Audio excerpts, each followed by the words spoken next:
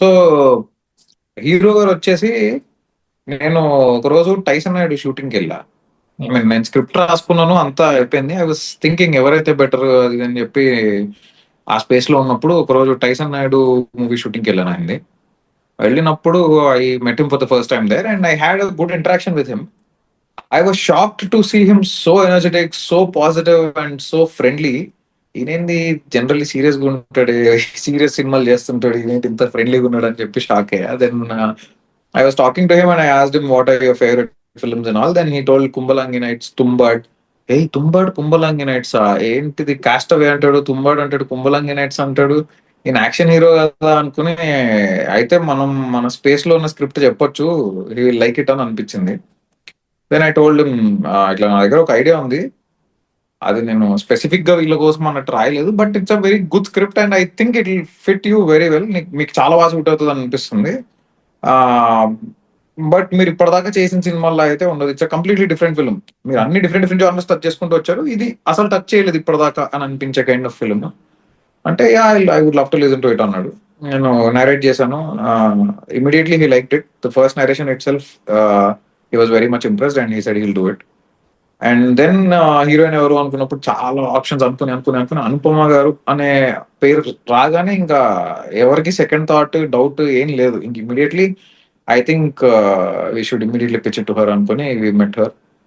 I narrated the story to her and she also loved it in the first narration itself and immediately she said yes. So అలా అలా జరిగింది వాళ్ళిద్దరిని pick చేయడం. Of course ఇద్దరు వాళ్ళ వాళ్ళ వాళ్ళ వాళ్ళ కైండ్ ఆఫ్ జోన్స్ లో ఇద్దరు వెరీ గుడ్ పర్ఫార్మర్స్. ఈయన బెల్లంకొండ శ్రీనివాస్ గారు వచ్చి ఆయన ప్రతి సినిమా, ఏ సినిమాకి ఇంకో సినిమాతో పోలిక ఉండదు. ఆయన ప్రతి సినిమా డిఫరెంట్ డిఫరెంట్ గానే ఉంటది. సో నాకు అనిపించింది ఏంటంటే ఆయన ఇప్పటిదాకా ఇది ట్రై చేయలేదు అండ్ నాకు ఆయన చాలా బాగా కనిపిస్తున్నారు యాక్చువల్లీ రోల్లో. మీరు రేపు సినిమా చూసాక గ్యారంటీ చెప్పగలుగుతా, ఇందులో మీరు ఇంకెవరినైనా ఇమాజిన్ చేసుకోగలుగుతారా అంటే మీరు ఖచ్చితంగా లేదనే చెప్తారు. That I can promise you. అంటే చాలా మంది ఇది చెప్తారేమో వాళ్ళు సినిమా తీసినప్పుడు, but I can guarantee you that మీరు సినిమా చూసి బయటకు వచ్చాక this is a tailor made script for him and it's a tailor made role for him అని అయితే మీరు ఖచ్చితంగా చెప్తారు. That I can guarantee. And Anupama will surprise you. అది నేను చెప్పను, ట్రైలర్ లో మీకు తెలుస్తుంది. Nice. I actually want to circle back to the title of the film, Kishkindapuri. It sounds very mythological and periodic గా ఉంది. సో ఆ టచ్ ఏమైనా ఉందా మూవీలో? అంటే లైక్ ఐ టోల్డ్ యూ, ఇందులో ఇన్స్పిరేషన్ రామాయణం సైడ్ నుంచి కూడా ఉంది కాబట్టి మేము కిష్కిందపురి అనేది ఏంటంటే కిష్కింద కాండ జరిగిన ప్లేస్ అన్న టైప్ లో అనుకుని ఒక డిఫరెంట్ వరల్డ్ క్రియేట్ చేద్దాం అనుకున్నప్పుడు కిష్కిందపురి అనే ప్లేస్ పేరు పెట్టాము. మీకు సినిమాలో ప్రతి చోట రామాయణం మెటఫర్స్ ఉంటాయి, అది డీప్ గా వెతికితేనే దొరుకుతాయి తప్ప మీరు సినిమా చూసి నార్మల్ గా దీనికి రామాయణానికి సంబంధం ఏంటని అనిపించవచ్చు. But if you look at it deeply you will see metaphors in every scene. ప్రతి చోట మీకు ఏదో ఒక మెటఫర్ దొరుకుతుంది, అంటే డైరెక్ట్ గా కాదు but deep in to the script you will find it. And ఇంకొకటి ఏంటంటే ఈ ఐడియా అనుకున్నప్పుడు ఏంటంటే దీని రామాయణంతో ఎలా లింక్ చేయొచ్చు అనుకున్నప్పుడు మాకు, అంటే ఇది సినిమాలో లేదు బట్ వి రోట్ సంథింగ్. అదేంటంటే ఒక మనిషిలోని ఆనందమే అతనిలో ఉండే ఆనందరాముడు, రైట్? సో ఒక మనిషి శరీరం అనేది అయోధ్య లాంటిది. అయోధ్య అంటే ఏ యోధుడు భేదించలేనిది, అన్కాంకరబుల్. సో ఒక human body it's like a fortress, ఒక అయోధ్య లాంటిది. అయితే మనం ఆనందంగా ఉన్నంత వరకు, అందులో ఉండే రాముడు ఆనందరాముడు, మనం ఆనందంగా ఉన్నంత వరకు మనకి ఏ సమస్య ఉండదు. ఎప్పుడైతే మనలోని ఆనందరాముడు మన శరీరాన్ని వదిలి, మనలోని అయోధ్యను వదిలి ఎప్పుడైతే అతను అరణ్యానికి వెళ్తాడో అప్పుడే అలాంటి శూన్యమైన శరీరంలోకే ఎలాంటి దుష్టశక్తులను ఆవహించగలవు అనే ఒక ఐడియా తీసుకుని, సో మనం వీక్ అయినప్పుడే any external force can attack us. Until and unless మనం స్ట్రాంగ్ గా ఉన్నంత వరకు, మనలోని ఆనందరాముడిని మనం ఇంటాక్ట్ గా ఉంచినంత వరకు మనకి ఏ సమస్య ఉండదు. ఇది డైరెక్ట్ గా సినిమాలో ఉండదు, బట్ మేము రాసుకుంటున్నప్పుడు we discuss a lot of things కదా. సో బేసిక్ గా ఏంటంటే ఇనిషియల్లీ వి థాట్ ఒక ప్యారలల్స్ చెప్తూ నరేట్ చేద్దాము, రామాయణం ప్యారలల్స్ చెప్తూ అని. బట్ అగైన్ ఎందుకు అందరూ మిథలాజికల్ ఫిల్మ్స్ అందరూ రాము గురించి ఇలా చెప్తూ ఉన్నారు, డెఫినెట్లీ తప్పు కాదు, మనము చెప్పాలని ఉంటది. కాకపోతే ఇంత స్పాన్ ఉన్న ఫిలిం లో ఈ ఫిలిం లో అవి అక్కడక్కడ ఇంటర్ కట్స్ లాగా వస్తుంటే సరిపోవట్లేదు కదా అని అనిపించింది. ఆయన గురించి చెప్పాలంటే ఒక 2 నిమిషాలు సరిపోదు. So it's not enough. So I felt అది చాలా డీప్ సబ్జెక్ట్, తర్వాత చెప్దాం.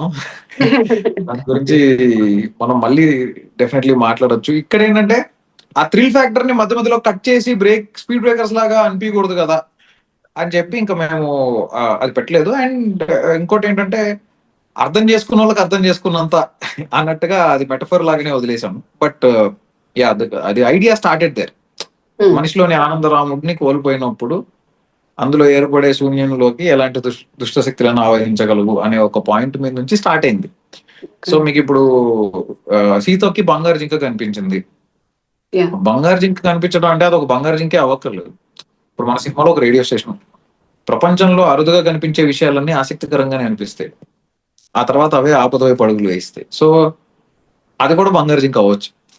లైక్ అంటే నేను ఎగ్జాక్ట్ గా డైరెక్ట్ గా రిఫరెన్స్ అని చెప్పట్లేదు కానీ, బట్ థింగ్ ఏంటంటే anything that lures you, anything that you feel fascinated about, anything that is unknown to you, మనం పూర్తిగా తెలుసుకోకుండా అక్కడికి వెళ్ళి విన్యాసాలు చేస్తే ఏదైనా జరగచ్చు. So Go either ways.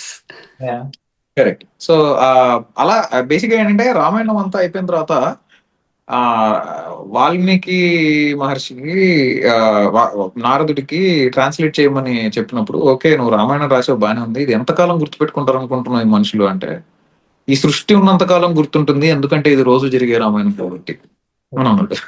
Yeah. So Ramayanam ప్రతి ఒక్కళ్ళ జీవితంలో ప్రతి రోజు ఏదో ఒక రూపంలో జరుగుతూనే ఉంటుంది. అది ఎగ్జాక్ట్ గా అలానే జరగాలని రూల్ లేదు, ఏదో ఒక రూపంలో జరుగుతుంటుంది. అందులో ఉన్న నీతి మనం అప్లై చేసుకుంటే ఎలాంటి సమస్యల నుంచైనా బయటపడగలుగుతాం అనేది కూడా, yeah, that also it right to show, but again not directly. Like, can you share any funny blooper while shooting a serious scene, like horror scene? So Anupama garu ఏంటంటే she's a terrific performer. Yeah.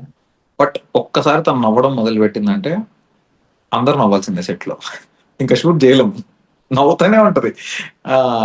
ఇప్పుడు సాయి శ్రీనివాస్ గారు basic గా ఆయన చాలా very active person.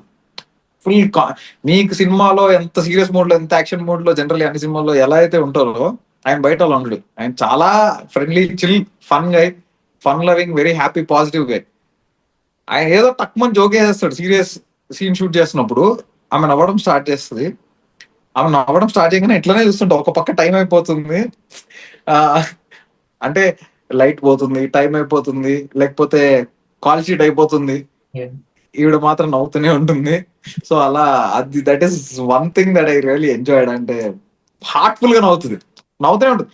Cut cut, okay okay, ready ready ready ready అంటది, ready, okay roll camera అని start చేస్తుంది మళ్ళీ నవ్వడం. అట్లా ఒక 10 టేక్లు 15 టేక్లు నవ్వుతూనే ఉంటుంది. జస్ట్ ఆ నవ్వడం వల్ల కట్ చెప్పిన సందర్భాలు చాలా ఉన్నాయి అన్నమాట. But again once she gets into it, she's a terrific performer and she nails it. So మీరు ఆడియన్స్ కి ఏం చెప్పాలనుకుంటున్నారు మీ మూవీకి? వాళ్ళు థియేటర్స్ కి వచ్చి అంత టైం స్పెండ్ చేసి, because time is like the most precious thing right that we have. Correct. వాళ్ళు ఒక 2-3 hours మీకు డెడికేట్ చేయాలి అంటే why should they be there? What is the key factor that that's pulling them to the theatres that you think? అంటే first thing ఏంటంటే తెలుగులో ఒక horror mystery అనే జానర్ చాలా రేర్.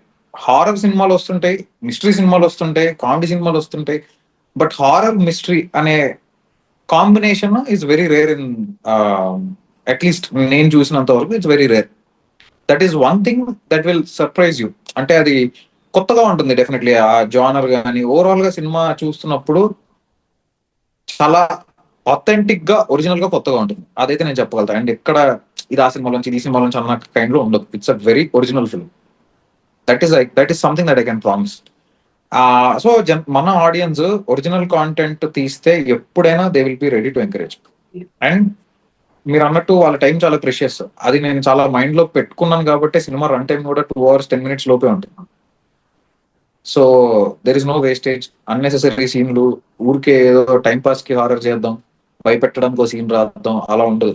ఫ్లోలో సినిమా కథ ఎటు తీసుకెళ్తే అటే వెళ్తుంటుంది తప్ప డీవియేట్ అయ్యి కాసేపు వెళ్ళి ఇంకో ట్రైన్ ఎక్కొద్దాం అన్నట్టు ఉండదు. సో డెఫినెట్లీ చూస్తున్నంతసేపు హుక్ అయి ఉంటారు. లాస్ట్ మినిట్ దాకా ఏం జరుగుతుంది, నెక్స్ట్ ఏం జరగబోతుంది అనే టెన్షన్, ఆ అడ్రినలిన్ రష్ డెఫినెట్లీ ఉంటుంది. So that I can promise. And మీరు ఏదైనా ఎక్స్పెక్ట్ చేశారండి థియేటర్ లో, కొంచెం డిఫరెంట్ గానే, దానికన్నా ఇంకేదో కొత్తగానే ఉంటుంది. Yeah, finally. అంతకంటే ఏం కావాలి? True. So Yeah. Finally like if Kishkindhapuri అనే విలేజ్ రియల్ గా ఉంటే మీరు అందులో ఒక నైట్ సర్వైవ్ అవ్వాలి. సో ఆ నైట్ మీకు ఆప్షన్ ఉంది 3 థింగ్స్ తీసుకెళ్ళడానికి. ఏం తీసుకెళ్తారు?